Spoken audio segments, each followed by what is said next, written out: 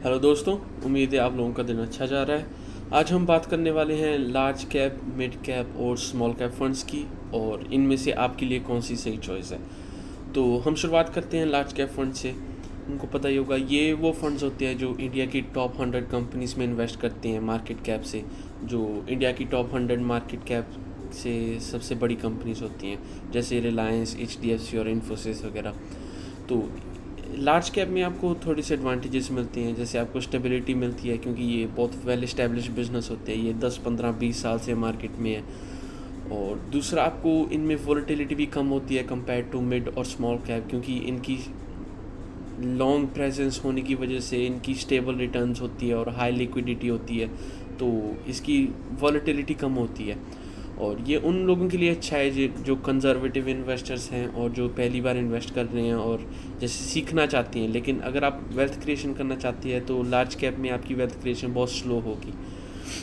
और returns historically large cap की returns रफली 12 to 14% compound annual growth rate पे रही हैं। बहुत हाई नहीं है, लेकिन ये स्टेबिलिटी होती है इसमें, तो ये चल जाता है। रिस्क लेवल इसमें बहुत कम होता है क्योंकि बड़ी कंपनीज होती हैं तो फ्लक्चुएशन इतनी नहीं होती। तो ये उन लोगों के लिए सबसे अच्छा है जो लॉन्ग टर्म में वेल्थ बिल्ड करना चाहते हैं और रिस्क एपिटाइट बहुत लो है आपका।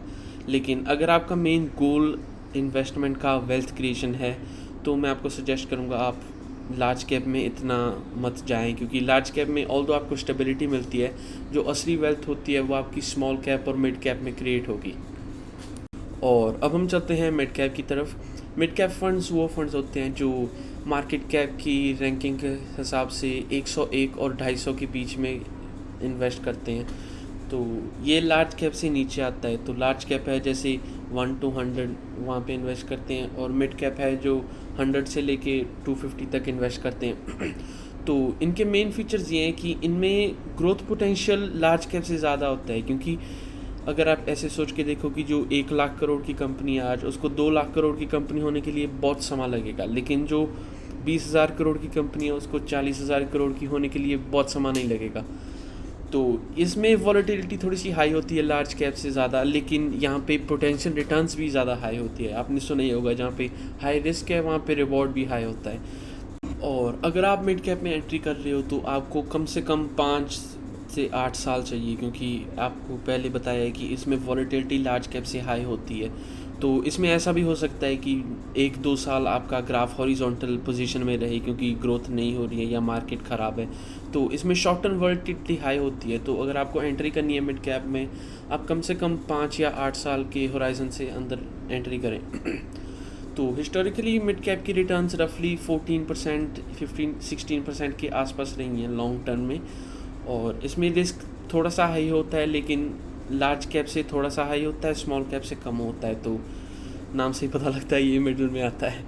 और ये उन इन्वेस्टर्स के लिए अच्छा है जो लॉन्ग टर्म गोल्स अपने फुलफ़िल करना चाहते हैं और थोड़ी सी वॉलेटिलिटी भी झेल सकते हैं। और अब हम आते हैं स्मॉल कैप फंड्स पे। स्मॉल कैप फंड्स हमारी सबसे ज़्यादा होराइजन वाली फंड्स हैं।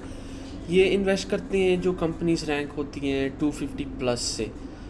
तो इनमें वॉलेटिलिटी हाई इसलिए होती है क्योंकि ये काफ़ी यंग और नीश और फास्ट ग्रोइंग बिजनेसेस होते हैं। तो इनमें लिक्विडिटी थोड़ी सी कम होती है, थोड़ी सी अर्निंग्स इतनी स्टेबल नहीं होती। तो इनमें शॉर्ट टर्म में आपको बहुत ज़्यादा हाई वॉलेटिलिटी देखने को मिलेगी। और जैसे पहले भी बोला है, जहाँ पे हाई रिस्क होता है वहाँ पे हाई रिटर्न भी होता है। तो स्मॉल कैप में आपको रफली 16 to 20% की CAGR मिल सकती है। और इसमें आपको शॉर्ट टर्म में काफ़ी शार्प अप्स एंड डाउन्स मिलेंगे, क्योंकि फिर से इनकी लिक्विडिटी कम होती है, स्टेबल अर्निंग्स नहीं होती, अभी कंपनी इतनी उतनी बड़े स्केल पे नहीं है। तो शॉर्ट टर्म में इसमें वॉलेटिलिटी बहुत हाई होती है। और रिस्क लेवल स्मॉल कैप में सबसे हाई होता है, लार्ज कैप और मिड कैप से भी ज़्यादा। तो ये उन इन्वेस्टर्स के लिए अच्छा है जो वेल्थ क्रिएशन करना चाहते हैं लॉन्ग टर्म में, जैसे 10 साल, 15 साल, 20 साल, और जो वॉलेटिलिटी से डर के अपना इक्विटी नहीं बेचेंगे। तो अगर आप वॉलेटिलिटी सहन कर सकते हो और आप लंबे हराइजन के लिए मार्केट में एंट्री कर रहे हो, जैसे 10 साल, 15 साल, तो आप स्मॉल कैप फंड्स में आराम से एंट्री कर सकते हो। इसमें आपको शॉर्ट टर्म वॉलेटिलिटी से डरने की ज़रूरत नहीं है, क्योंकि लॉन्ग टर्म में short term volatility cancel out हो जाती है जब मार्केट रिकवरी करती है। तो इस वीडियो के लिए यही है। अगर आप लोगों को कोई स्पेसिफिक टॉपिक पे वीडियो चाहिए वो मुझे कमेंट्स में बता देना, मैं कोशिश करूँगा उस पर वीडियो बनाने की। और अगर आपको इस वीडियो से कुछ सीखने के लिए मिला तो सब्सक्राइब ज़रूर करना, उससे थोड़ी सी मेरी हेल्प हो जाती है। Thank you.